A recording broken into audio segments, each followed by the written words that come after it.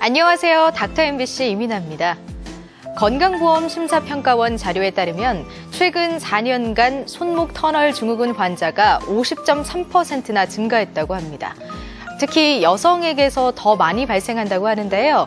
환자 10명 중 6명은 40, 50대 중년 여성이라고 합니다. 그래서 오늘 이 시간에는 밤에 심해지는 손과 손목의 통증, 손목 터널 증후군에 대해 익산병원 송승엽 과장과 이야기 나눠보도록 하겠습니다. 중년 여성에게 많이 발생했던 손목 터널 증후군, 당신도 예외일 수 없습니다. 정형외과 전문의 송승엽 과장과 함께 밤에 심한 손과 손목 통증, 그리고 손목 터널 증후군에 대해 이야기합니다.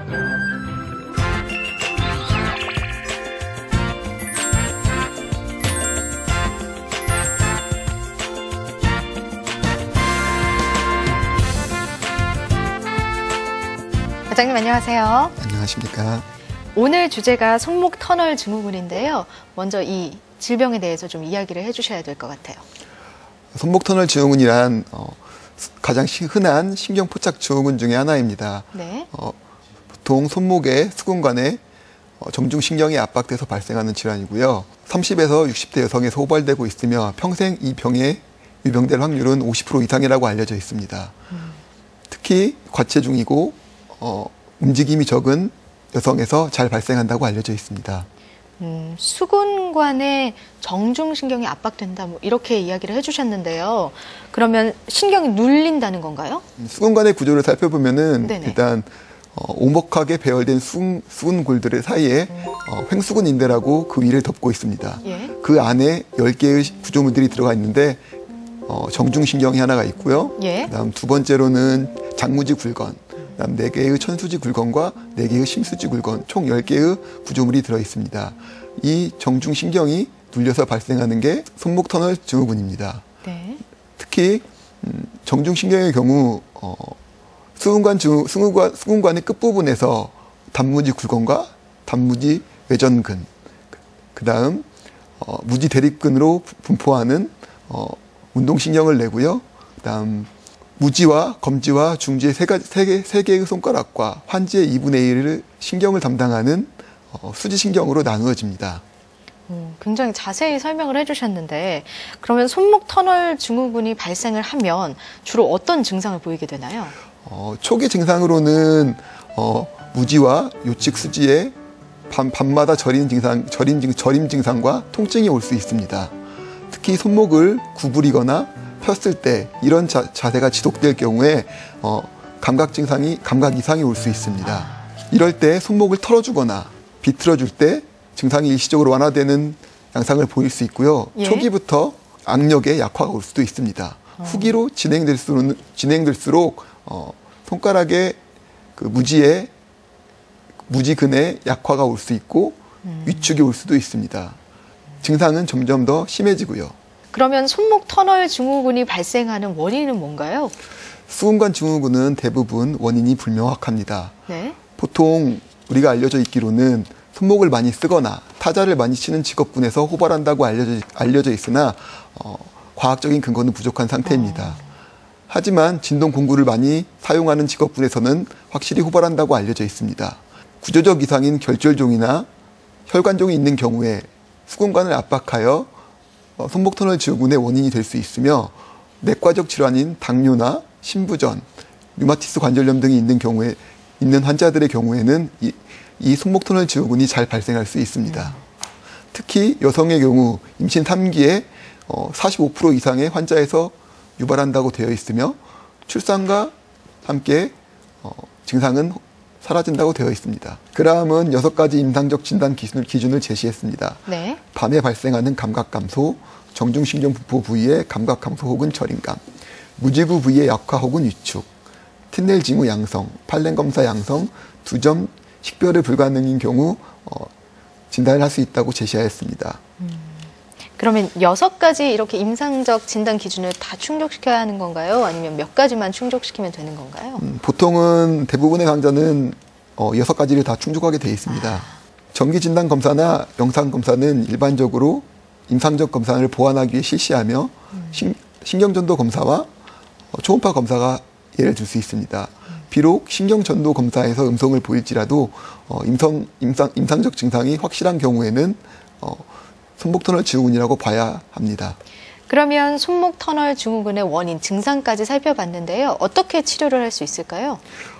초기 단계에는 보존적 치료를 합니다. 보통 3개월 정도 분무기나 보조기를 착용하면 증상 완화에 많이 도움이 됩니다. 네. 보통 알려져 있기로는 하루 종일 보조기를 차는 게 좋다고 되어 있지만 연구 결과 밤에만 차는 것과 효과가 동일하다고 합니다. 다음으로는 손목에 직접 스테로이드 주사하는 방법이 있습니다. 예. 보통의 경우 이 둘을 병합하는 게 효과가 더 좋다고 되어 있습니다. 또 비수술적인 방법으로 열치료, 초음파 치료, 네. 그다음 엔세이드나 비타민 B, 이뇨제 등을 사용할 수 있지만 아직까지 과학적 근거는 부족한 시점입니다. 그러면 이렇게 수술을 하지 않고 손목 터널 증후군을 치료하는 방법이 있지만 수술을 해야 하는 경우도 있을 것 같아요. 수술할 경우에는 어떤 방식으로 진행이 될까요? 3가지 경우가 있습니다. 네. 일단 비수술적인 치료에 실패한 경우, 예.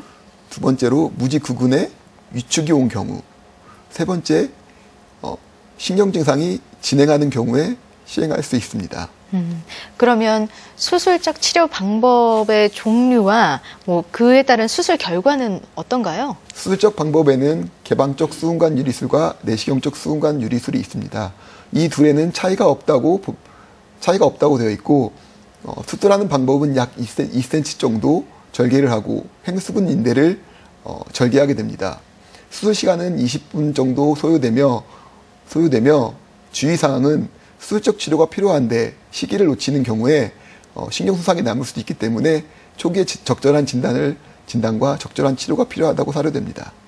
그러면 손목 터널 증후군을 예방하는 방법에는 어떤 것들이 있을까요?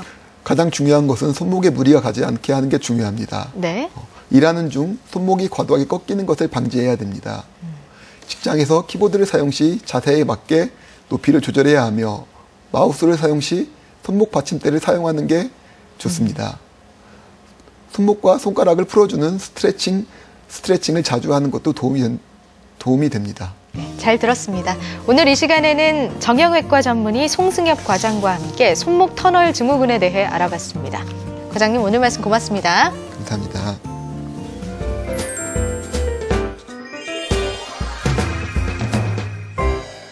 자신도 모르게 소변이 새어나오거나 화장실 앞에서 소변을 참지 못해 당황하셨던 적 있으신가요? 이렇게 자기의 의지와는 상관없이 소변이 새어나오는 걸 요실금이라고 하는데요. 요실금은 일상생활에 지장을 주기도 하죠. 그런데 많은 여성분들이 이 요실금을 부끄럽다고 생각하거나 병원에 갈 필요가 없다고 생각해 방치하는 경우가 많은데요. 그래서 오늘 이 시간에는 소피아 여성의원 두재균 원장과 함께 요실금에 대해 이야기 나눠보도록 하겠습니다.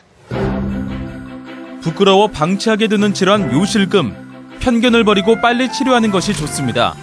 산부인과 전문의 두재균 원장과 함께 요실금과 성기능 장애에 대해 이야기합니다.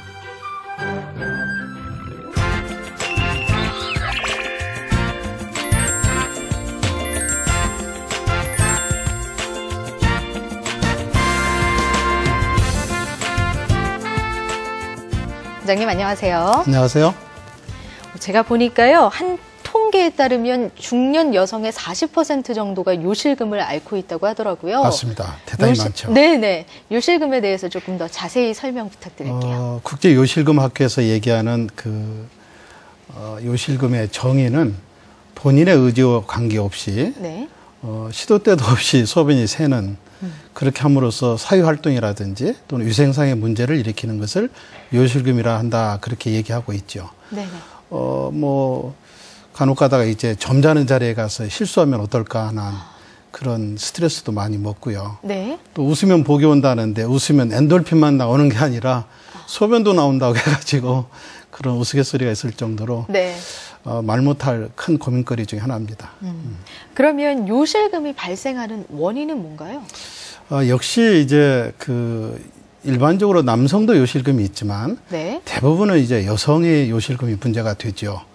여성은 특이하게도 당연하게도 이제 분만이라고 하는 네. 임신과 출산이 가장 주된 원인이고요. 네. 그리고 이제 뭐 그 이외에도 뭐 폐경이라든지 비만이라든지 또 천식이라든지 또 스트레스 또 뭐 커피도 그렇고 당뇨병이 있어도 또 수술을 받고 난 뒤에도 요실금이 원인이 될 수 있으니까 굉장히 원인은 많은데 그래도 가장 결정적인 것은 역시 임신과 출산이 그렇습니다. 주로 여성에게 나타나고 그리고 굉장히 다양한 원인 때문에 요실금이 발생한다. 이렇게 정리할 수 있을 그렇습니다. 것 같은데요. 예. 그러면 원인이나 증상에 따라 요실금의 종류가 나눠지기도 하나요? 그렇습니다. 이제 가장 그걸 이렇게 나누는 방법 중에 네네. 연령에 따라서 우리가 이제 알 수가 있습니다. 예. 연령에 따른 분포를 한번 보면은 60세를 기준으로 하거든요. 그래서 네. 60세를 기준으로 해서 기침이나 재채기 그런 거 했을 때, 즉 배 압력이 올라가는 그런 상황이 됐을 때 소변이 새는 증상을 복압성 요실금이라고 하고, 네. 그리고 그런 복압성 요실금은 60세 이하에서 가장 많습니다. 그리고 이제 화장실을 갔다 왔음에도 불구하고 자꾸 막 들락거리는 거. 그리고 이 두 가지 증상이 같이 있는 경우를 이제 복합성, 화장실을 들락거리거나 그 소변을 참지 못하는 것을 이제 절박성 요실금이라고 그렇게 얘기합니다. 그리고 이제 60세가 넘어가면 이 양상이 조금 바뀝니다. 어떻게 바뀌냐면 이제 상대적으로 복압성 요실금은 좀 줄어들고요. 예. 그리고 이제 절박성, 소변을 참지 못하는 증상이라든지 화장실을 왔다 갔다 하는 그런 거라든지 이 두 가지가 합해진 증상이 있는 그런 복합성 요실금 환자가 늘어나는 것이 좀 특성이라고 볼 수가 있겠습니다. 요실금은 크게 이렇게 세 가지 종류로 구분을 할 수 있겠는데요. 어떤 방법으로 치료를 하나요? 치료는 이제 크게 두 가지로 나눌 수가 있습니다. 네. 그 한 가지 첫 번째는 이제 비수술적 요법. 비수술적 요법이라 하면은 수술하지 않고서 요실금을 치료하는 방법이죠. 그렇죠. 네. 가장 좋고 돈도 안 들고 그렇지만은 좀 정성이 들어가야 하는 치료법이 케겔 운동법입니다. 네. 케겔 운동법은 이제 3, 15 그리고 15, 3이라는 법칙을 이제 제가 만들었는데 예. 이게 뭐냐면은 네네. 3초간에 걸쳐서 항문에다 힘을 주어서 이렇게 오므리는 그런, 그리고 3초에 걸쳐서 이제 풉니다. 그것을 15번. 15번이고요. 예, 한 번 시작할 때 3초간 오므렸다가 3초간 풀었다가 그리고 15번을 계속해서 하는 겁니다. 그렇게 하고 난 뒤에 그것을 하루에 또 15번. 하루에 15번. 이게 15번이라는 것은 15번 이상이라는 그런 의미를 포함하고 있습니다. 많이 할수록 예. 좋습니다. 그리고 끝에 3은 최소 3개월 이상은 해야 효과가 있다. 그래서 3, 15, 3. 그렇게 하면은 돈도 안 들이고 아주 쉽게 웬만한 요실금 치료가 가능합니다. 그렇지만 이렇게 하기가 쉽지가 않죠. 네네. 그래서 이제 새로운 치료법으로 나온 것이 바로 레이저를 이용한 그런 치료법입니다. 예. 레이저를 이용한 치료법은 레이저를 갖다가 방광과 요도가 지나가는 곳에다가 이렇게 레이저를 조사해 줌으로써 네. 이 질벽에 이제 콜라겐을 만들게 해가지고 이제 축 늘어진 그 부분의 질벽 구조물을 네네. 갖다가 이제 원 상태로 회복시켜주는 그런 효과에 의해서 요실금을 치료하는 그런 방법이 되겠습니다. 그러면 운동하는 방법 그리고 레이저 치료 방법으로 이렇게 수술하지 않고 치료를 할 수 있을 예. 것 같은데요. 수술을 해야 할 경우에는 어떤 방식으로 진행이 될까요? 수술하는 방법은 이제 크게 두 가지로 나눠집니다. 예전에는 수술 방법이 많이 있었거든요. 근데 예. 최근에 이제 정리된 것이 두 가지 방법인데 하나는 트랜스 업트레이트 테이프라고 해서 그 TOT라는 수술법을 많이 사용했죠. 네. 지금도 가장 많이 사용되고 있는 이 수술법인데 이때 사용하는 이 수술법 자체는 이제 메쉬라고 하는 것을 큰 메쉬를 사용하게 되고 또 충분한 마취가 되지 않았을 때는 좀 수술에 어려움이 좀 따릅니다. 좀 위험한 상황이 갈 수도 있고요. 그래서 네. 미국 FDA에서는 이런 TOT 방법에 대해서 좀 조심해라. 그런 경고가 나오고 난 뒤에 이제 최근에는 미니슬링이라는 그런 새로운 수술법이 나왔습니다. 예. 미니슬링은 뭐 수술 시간도 10분 이내, 마취도 뭐 전신 마취 안 하고 간단한 국소 마취로도 할 수 있을 만큼 그리고 입원할 필요가 전혀 없고요. 네. 예전에는 뭐 이렇게 요실금 수술하고 나면은 뭐 3일에서 일주일까지도 입원시키고 그랬는데 요즘에는 전혀 그럴 필요 없습니다. 오셔서 그냥 수술하고 한두 시간 있다 집에 바로 가실 수 있을 정도로 아주 수술법이 간단하고 안전하고 편리해졌습니다. 중년 여성에게 많이 발생하는 요실금에 대해서 이야기를 나누고 있는데요. 또 중년 여성들이 겪는 질환 중에 요실금 외에는 어떤 것들이 있을까요? 요실금하고 꼭 같이 따라다니는 그런 질환이 하나 있는데 그건 네. 이제 여성들의 성기능 장애입니다. 근데 요실금도 그렇고 성기능 장애도 그렇고 예민한 부분이 있기 때문에 네. 남한테 드러내놓고 얘기하기가 참 그렇거든요. 근데 이제 분류법에 의하면 성기능 장애라고 하는 것은 성에 대한 욕구 자체가 없는 경우 네. 또는 이제 욕구는 있어도 흥분이 잘 안 되는 경우 또 욕구도 있고 흥분도 되는데 오르가즘에 도달하지 못하는 경우 네. 또 이런 거와 관계없이 통증이 수반되는 경우 그런 경우들이 많이 있는데 이러한 성기능 장애가 상당 부분 요실금이 많이 발생하는 중년 여성들한테 같이 나타나고 있고 우리가 비뇨기 계통과 생식기 계통을 같이 설명을 하듯이 비뇨 생식기계라고 그렇게 얘기하지 않습니까? 예. 그래서 요실금 있는 여성들의 상당 부분은 이제 성기능 장애도 같이 있어서 이 부분을 어떻게 치료할 것인가 그런 예. 것이 저희들의 큰 고민 중에 하나입니다. 그러면 어떤 방법으로 치료를 하게 되나요? 레이저의 치료가 잘 안 되는 그런 복합성 요실금 환자들은 어쩔 수 없이 이제 미니슬링이라고 제가 말씀드렸던 그런 수술법을 하면서 그러면서 레이저를 같이 해서 이제 이 레이저는 이제 그 분만이나 그런 성생활을 통해서 축 늘어진 질의 구조물을 갖다가 원상태로 회복시켜준다든지 점막을 재생시켜준다든지 또 일부 이제 요실금을 치료하는 그런 효과가 있기 때문에 그런 방법들을 이제 우리가 이렇게 수술법과 그다음에 네. 레이저 치료법 그리고 여기에 이제 대부분 갱년기에 든 여성들이기 때문에 예. 제가 이 자리를 빌어서 분명하게 우리 시청자 여러분들한테 네네. 한 말씀 드린다면 여러분들 호르몬 치료에 대해서 너무 겁을 내지 말았으면 좋겠다는 겁니다. 예. 여성들이 갱년기, 폐경기에 접어들어서 호르몬 치료하는 것은 절대적으로 필요한데 이 호르몬 치료 후에 유방암이라든지 무슨 자궁 내막암이라든지 그런 어려움 그런 것에 대한 공포심이 굉장히 큰데 생각보다 그렇게 크지 않고 제대로 좋은 의사 선생님 만나서 치료하게 되면은 굉장히 좋은 효과를 얻을 수가 있기 때문에 그래서 수술과 레이저와 그런 적극적인 의미의 호르몬 치료가 좋다고 생각이 되고 또 한 가지 이제 한 방법은 요즘에 이제 치과에서도 임플란트가 나온 것처럼 부인과에서 성기능 장애 치료용으로 실리콘을 이용한 임플란트도 많이 개발이 되고 있거든요. 예. 그래서 그런 임플란트 시술과 또 이제 레이저와 또 호르몬 치료 이런 방법들을 같이 혼합해서 쓰게 되면은 의외로 쉽게 치료가 가능합니다. 네, 말씀 잘 들었습니다. 말씀하셨듯이 적극적인 치료가 중요하지만 그래도 역시 전문의와 상담하는 게 맞습니다. 중요하다는 거 다시 한번 말씀드립니다. 오늘 이 시간에는 산부인과 전문의 조재균 원장과 함께 요실금에 대해 알아봤습니다. 원장님 오늘 말씀 고맙습니다. 고맙습니다.